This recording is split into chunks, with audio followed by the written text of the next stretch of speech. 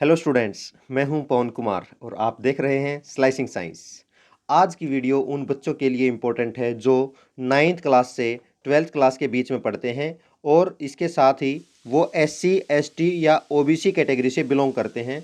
तो ऐसे छात्रों के लिए बेटा दिल्ली सरकार ने दिल्ली मुख्यमंत्री विद्यार्थी प्रतिभा छात्रवृत्ति योजना के लिए फॉर्म निकाले हुए हैं।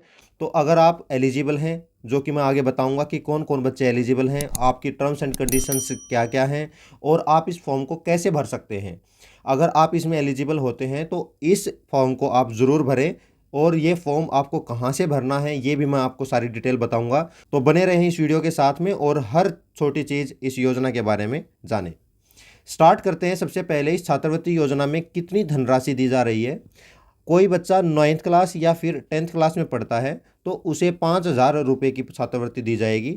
अगर कोई बच्चा 11th हो या 12th क्लास में पढ़ता है तो उसे 10,000 रुपये की छात्रवृत्ति दी जाएगी। यहाँ ध्यान दें, जो बच्चा 9th क्लास में पढ़ता है इसका मतलब उसकी जो एलिजिबिलिटी है वो 8th क्लास के मार्क्स पर डिपेंड करेगी। जो 10th क्लास में पढ़ता है उसकी एलिजिबिलिटी 9th क्लास की मार्कशीट पर डिपेंड करेगी। ऐसे ही 11th के लिए है और ऐसे ही 12th के लिए है। धनराशि मैंने आपको बता दी है। अब देख लेते हैं कि कौन कौन इस योजना का लाभ उठा सकते हैं। सबसे पहले जैसा कि मैंने अभी बताया कि वो 9th क्लास से 12th क्लास के बच्चे होने चाहिए जो कि फिलहाल 9th से 12th में पढ़ने लग रहे हैं और वो दिल्ली के छात्र होने चाहिए। केवल अनुसूचित जाति, अनुसूचित जनजाति या अन्य पिछड़ा वर्ग से संबंधित छात्र ही इस योजना का लाभ उठा सकते हैं। अगर आप इन कैटेगरी में से किसी एक कैटेगरी से बिलोंग करते हैं तो आपके लिए योजना है। इसके आगे देख लेते हैं कि नियम और शर्तें क्या हैं। सबसे पहले तो आपके पास में दिल्ली NCT का निवासी होने का प्रमाण पत्र होना चाहिए, यानी कि आप Delhi government of national capital territory के एरिया के अंडर में आने चाहिए आपका जो घर है। दूसरा, कक्षा 9वीं से कक्षा 10वीं की छात्रवृत्ति के लिए छात्र को अपने पिछले पाठ्यक्रम से 50% अंक लाना अनिवार्य है। इसका मतलब ये है कि बेटा आप 9th क्लास में पढ़ रहे हैं या फिर 10th में पढ़ रहे हैं, तो जो बच्चा 9th क्लास में पढ़ रहा है उसको 8th क्लास में 50% अंक से ऊपर नंबर आने उसके ज़रूरी है। अगर आप 10th क्लास में पढ़ रहे हैं तो 9th क्लास में आपके 50% नंबर से ऊपर होने चाहिए। अगर आपके 50% से ऊपर नंबर हैं तो आप इस योजना का लाभ उठा सकते हैं। ऐसे ही 11th और 12th के लिए ये जो मार्किंग की जो लिमिट है वो 60% की गई है। मतलब 60% से ज़्यादा अगर आपके नंबर हैं पिछली क्लास में तो आप इस योजना का लाभ उठा सकते हैं। अगर वार्षिक आय की बात करें तो वार्षिक आय में हम देखेंगे कि 8 लाख रुपए से कम होनी चाहिए आपकी पारिवारिक आय। और ये जो पारिवारिक आय है इसका प्रमाण पत्र आपको राजस्व विभाग मतलब कि रेवेन्यू डिपार्टमेंट होता है NCT दिल्ली का, उसके द्वारा जारी किया होना चाहिए।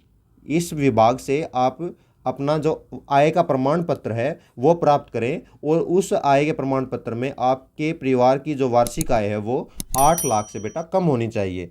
यदि किसी छात्र ने 75% अंक से ऊपर नंबर ले रखे हैं तो उसके लिए ये सबसे ज़्यादा फायदा है कि उसके ऊपर कोई भी आय की सीमा लागू नहीं होती। मतलब 75% से ऊपर अगर आपके मार्क्स आए हैं और आप SC, ST या फिर OBC कैटेगरी से बिलोंग करते हैं तो आपके आय का प्रमाण पत्र नहीं लगेगा।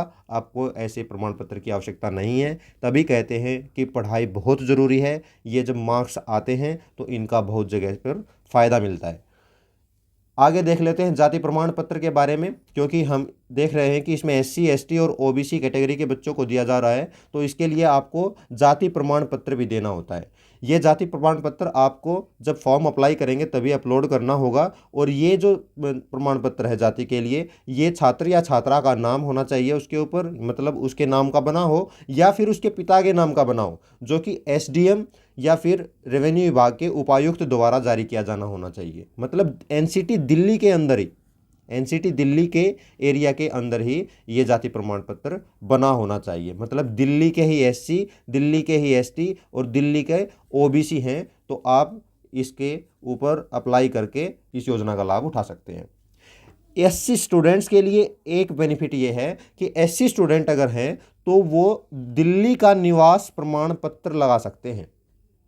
मतलब अगर SC स्टूडेंट हैं और आपका जाति प्रमाण पत्र कहीं बाहर से बना हुआ है, अगर मान लो आप उत्तर प्रदेश के रहने वाले थे पहले और वहाँ पर आपने अपना SC का सर्टिफिकेट बनवा लिया था अभी भी आपके पास में वहीं का एससी का सर्टिफिकेट है, तो आपको क्या करना होगा, आप दिल्ली के निवास प्रमाण पत्र को आप बनवाएं। इसे बोलते हैं डोमिसाइल, कि आप यहाँ पर रहते हैं, पिछले इतने दिनों से आप यहाँ रहते हैं, इसका डोमिसाइल आप बनवाएं और उसको आप लगा सकते हैं।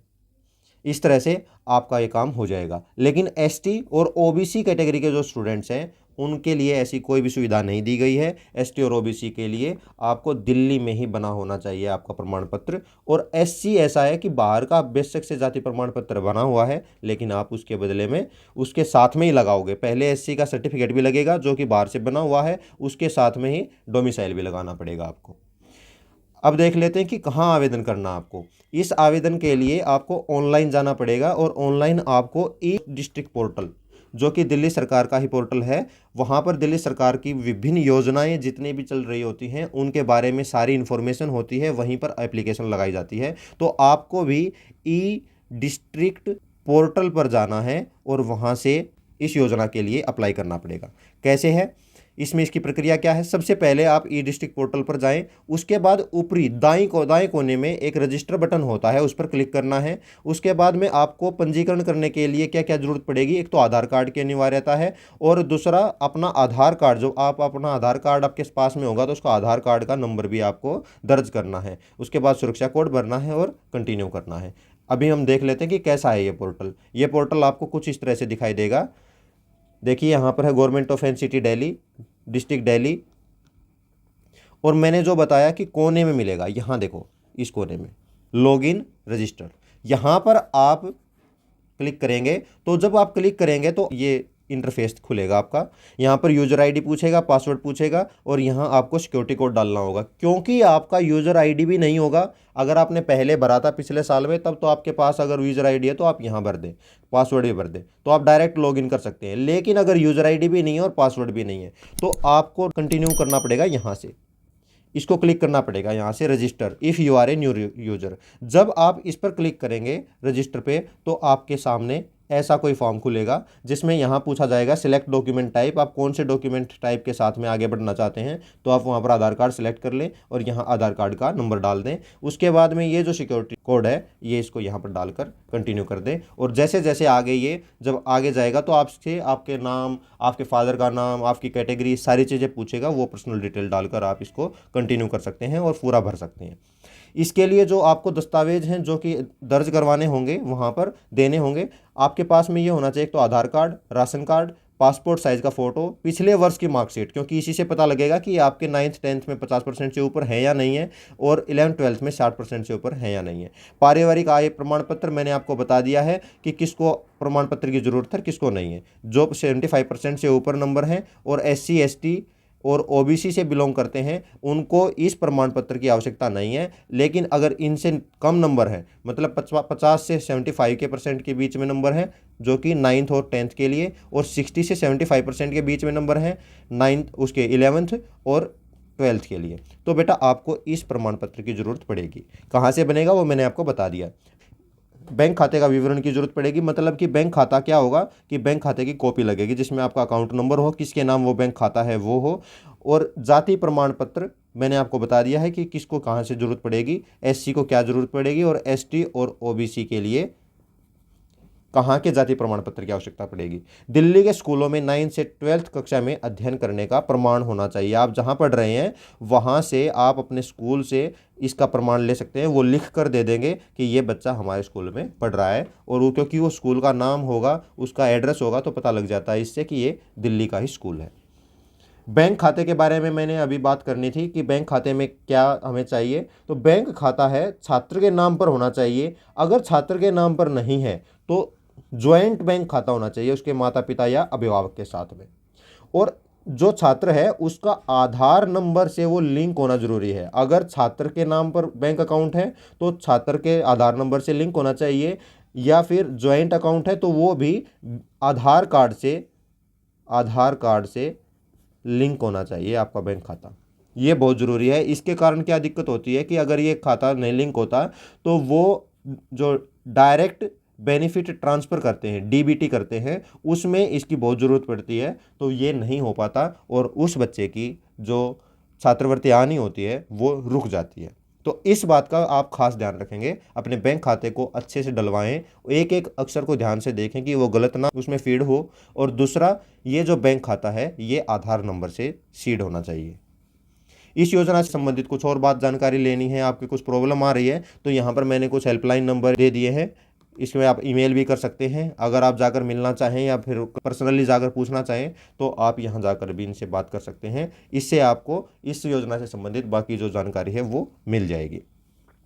तो इस तरह से इस योजना का लाभ आप जल्दी से उठाएं और टाइम रहते ही इसमें अप्लाई करें। Thank you very much. मिलते हैं एक नई वीडियो में, उसमें आपको मैं कुछ और स्कॉलरशिप्स और निकली हुई हैं बेटा, उन स्कॉलरशिप के बारे में भी मैं जानकारी दूंगा, और अगर आप उसमें भी एलिजिबल हैं तो आप उसमें भी अप्लाई कर सकते हैं। मिलते हैं नेक्स्ट वीडियो में जल्दी ही। Thank you very much. अगर आपने इस चैनल को सब्सक्राइब नहीं किया है तो चैनल को सब्सक्राइब कर लें, लाइक और शेयर करना ना भूलें। Thank you very much.